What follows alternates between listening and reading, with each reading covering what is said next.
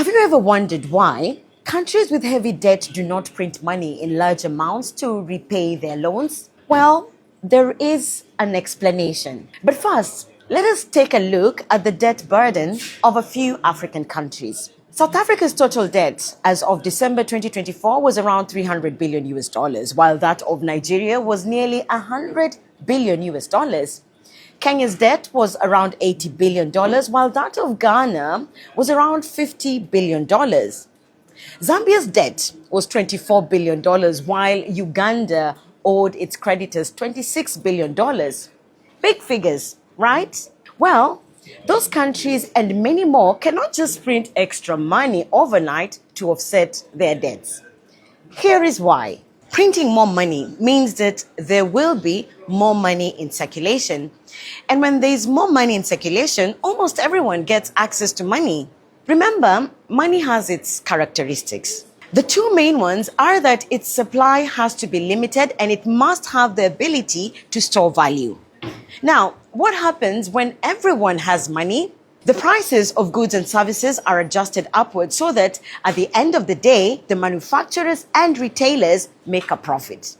This means that people would need more money every day to buy the same amount of goods.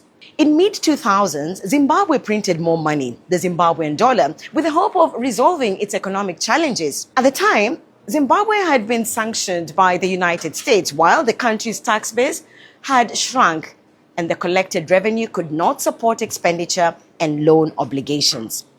But Zimbabwe's money printing intervention turned out to be costly as inflation surged to 231 million%.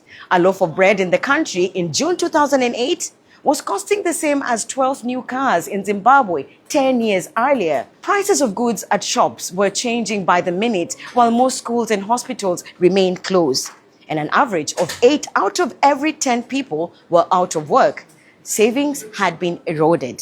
The government's intervention to print 100 trillion Zimbabwean dollar notes did not improve the situation.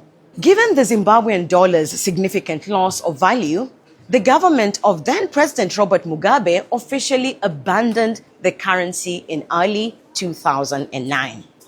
Zimbabweans were thereafter allowed to use international currencies for trade, mainly the US dollar. The South African rand was also used for transactions, and it also served as Zimbabwe's reference currency, meaning it was a benchmark for pricing other currencies. Today, Zimbabwe has managed to stabilize its economy, and it has a new currency called the Zimbabwe Gold, shortened as ZiG. In 2019, the inflation of Latin American nation Venezuela reached 300,000%.